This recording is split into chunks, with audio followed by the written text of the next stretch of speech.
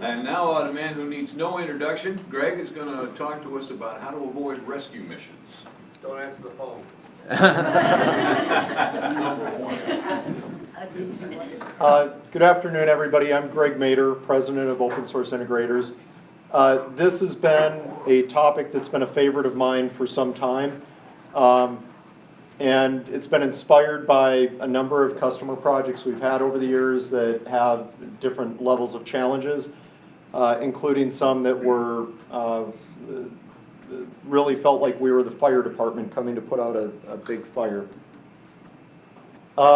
It's not hard. It's actually very easy to not have a really good project. I'm going to be positive. That's what I just decided here. I'm going to be positive and give the positive approach to this. A lot of this you've already heard from other speakers, and perhaps this will help in reinforcing some of the points that we've seen over the years. We'll go into a little bit on each of these.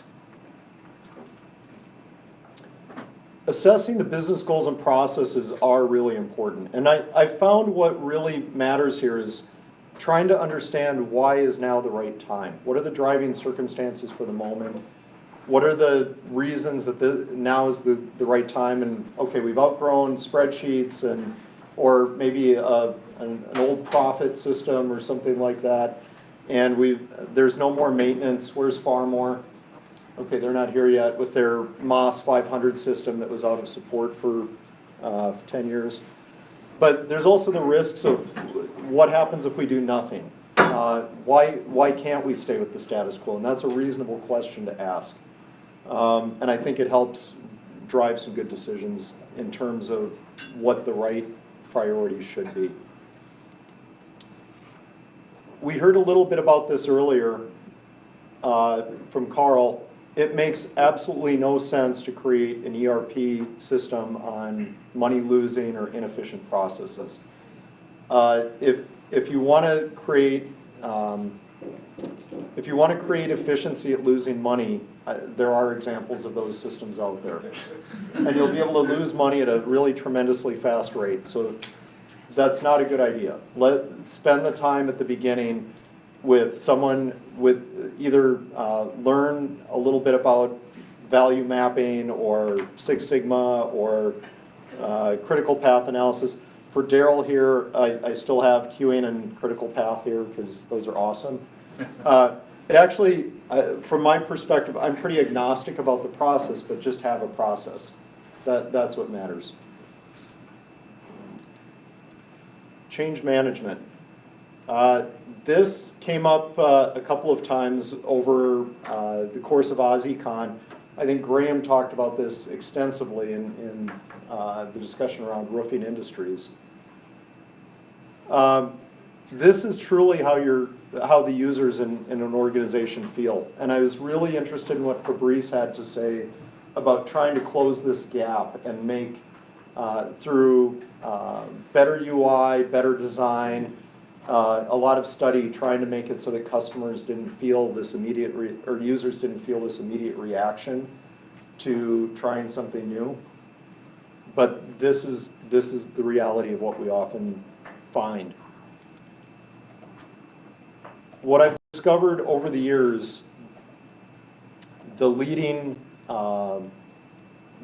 factor in success in this is having leadership buy-in and leadership making the case that it's going to be okay, pat everyone on the back, help where there are legitimate problems or issues, having the company leadership starting at the very top.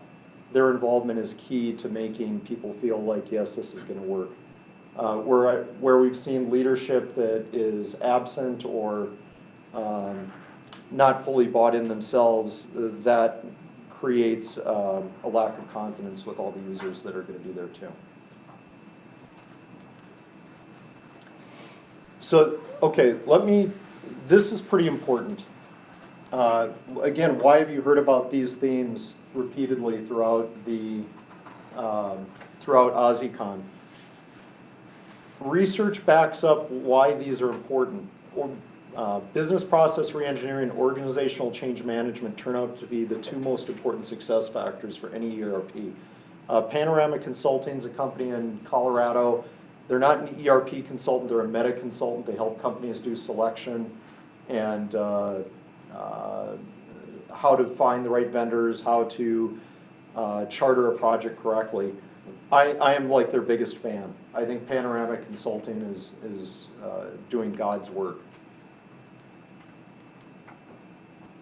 So how to approach this? Some pretty simple things that if you try these, you're very likely to have a good, you'll be off to a good start. So Jason, we were just talking about this. So it really helps to build a business case first, describing the desired changes and the ROI that the system should enable. What are those business goals? What's the desired change? What's the desired end state? As you've also heard many times, begin with the end in mind. What does that end state look like? We've found that starting with some sort of a conference room pilot is extremely important, and I'll talk about that in a minute. And also establish requirements by business process and estimates and priorities here. That's actually comes out of this conference room pilot. We call it the workshop because we're unimaginative with our naming here. But the idea is we'll spend a few days together, establish the baseline of where the business is, how their processes work, have conversations about improvement, but at the same time try to set it up in the system as is so that we can discover gaps or issues early. From there, we can establish the requirements for, okay, we need to extend fixed assets to be able to handle something that has 6 serial numbers or whatever it might be. I'll use that as an example. And we can build that gap analysis, a complete estimate, and priorities. When we've done this, we're able to get extremely high reliability estimates that really, we've done our own audits and we're able to show that we're able to get projects there on time, on budget. Data migration, existing reports and KPIs and dashboards. What are the reports and some things to talk about. There's probably some sort of report or dashboard that you may be using currently. Or maybe key data points. Often when I go to a new company, I look for the whiteboard behind somebody's desk, and that may be actually how that is their executive dashboard, is whatever's on that whiteboard. There may be other systems that they're using. We try to find those. That's pretty important because unless we know what the data is or what the information product is at the end, it's hard to understand what the data is that we should collect first. This is a point that we have some pretty strong feelings about. What's the least amount of legacy data that can be migrated? And data migration is generally difficult, kind of expensive, and largely unsatisfying. So there's some amount that must be migrated. And the question we always try to ask in a somewhat challenging manner is, what's the least amount of this that we can do?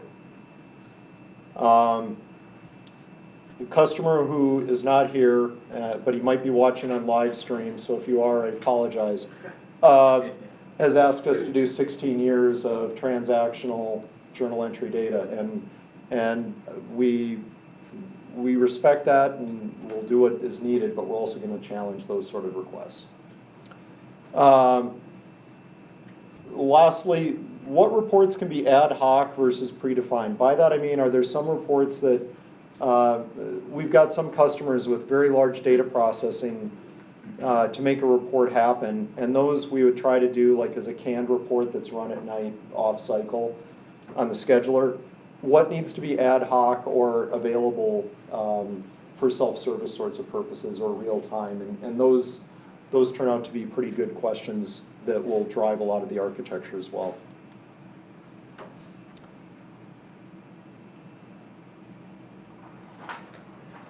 So Structured test and promotion system. We try, back at that workshop, we're trying hard to understand the key business processes and the derived calculated results that are to be expected along the line there. With that, that's what we're going to build tests is we should be able to match our predictions for whatever that calculation is. We very much look to create a subject matter expert team within the customer to be able to design functional tests and make sure that we're doing it correctly. What tests can be automated, and there's a large and lively discussion throughout the community about best practices for automated testing, the best tools. I look around at this part of the room right here, and I know there's about 4 opinions. Just max, there's 5. So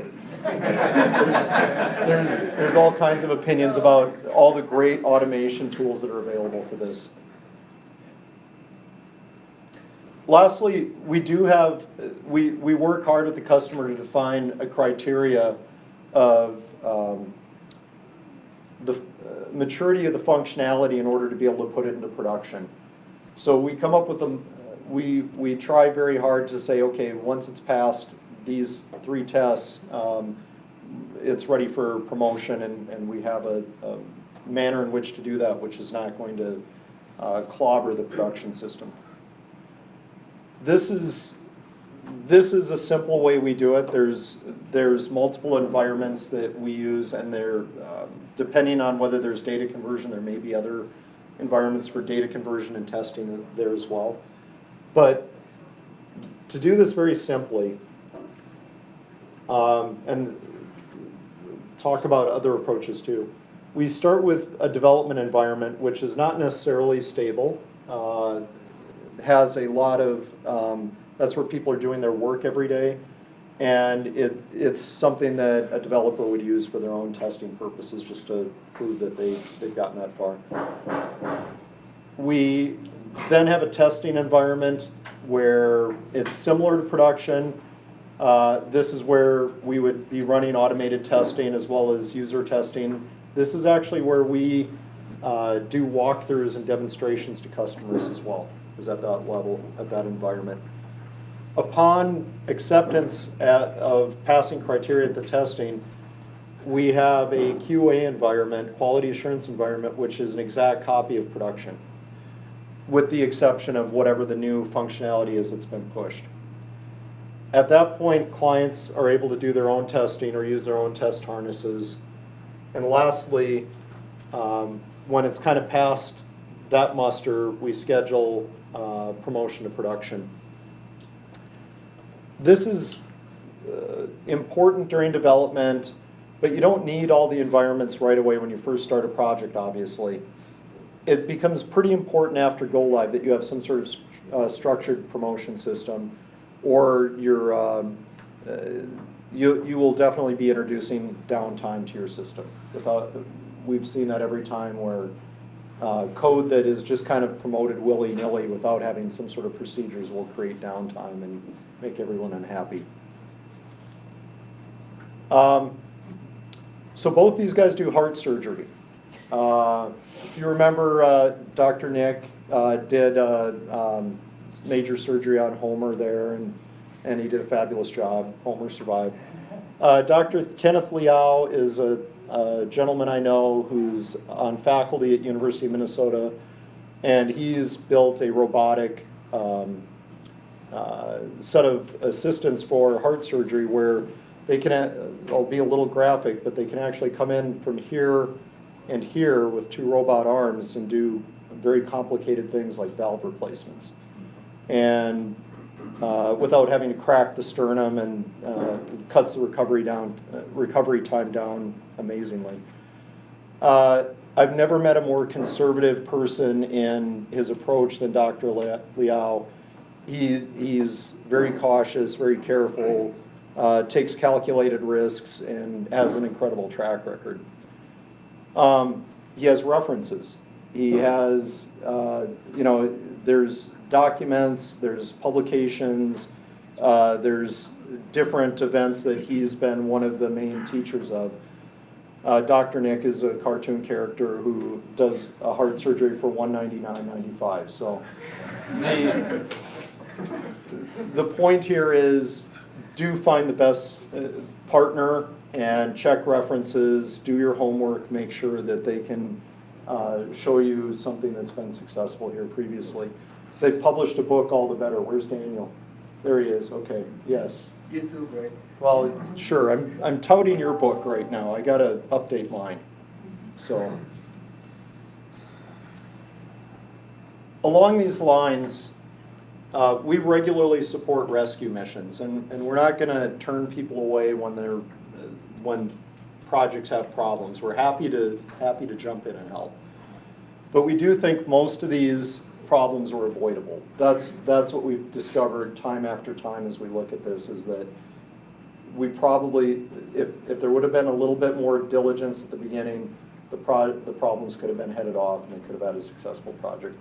I'm looking at the people up here in the front where we were on time and under budget on phase 1, and that's still like my glorious moment here of 2018 with you guys, so that was good. Simple things that I think are good ways to determine this is find a partner that can actually give some business consultation before they start any work. They should be able to understand your business process and what you do, and have some sort of relatable discussions that show that they can, number 2, understand your situation. If they can't understand your situation and brief you back on it, that's a warning sign. And lastly, the providing useful references from other projects. So, realistic budget and schedule. The thing, if I can tell you the battle that I see regularly with organizations more than anything, it really is these couple of things at the top of milestone dates and scope creep. What we often see is companies will, back to the change management slide, there may be real reasons for delaying things, but often there is a sense of projects dragging on or certain tasks dragging on longer than they need to, and that can be avoided with a little bit of leadership. The scope creep is kind of the opposite. That's I love this and I want more of it. I really think I need this new thing. This is great. This is the best thing ever.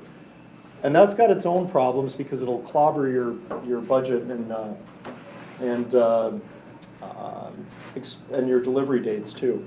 So if you can kind of walk this middle ground of keeping everybody motivated and on the path together, but avoiding not avoiding scope creep, that's wrong, but actually saying that's a great idea, but can we do it later? Can we put that onto another phase, or otherwise finding a way to park that for the moment so that you can deliver what you promised. A software engineering term that or idea that I found to be extremely helpful is the cone of uncertainty. At the beginning of a project, when you are working out this business case or a need appears, there's this idea of we don't know a whole lot about what the project's going to take, and we really don't. No decisions have been made yet. What one of my heroes, a guy named Steve McConnell, has described very well in his book, Software Estimation, Demystifying the Black Art, is that as you kind of go further down that decision-making path, the estimate will tighten up, both in terms of schedule and budget. It's not necessarily the new knowledge that's being gained, it's the fact that you're making decisions of what you're not going to do. That's what narrows this cone down. So the faster you can get through that decision-making process and narrow down all the things you're not going to do, the quicker you can get to the end of this and have an accurate estimate. That's the purpose of why we like the conference room pilot approach too, is because we're able to make a lot of decisions when we're all sitting around in a room like this.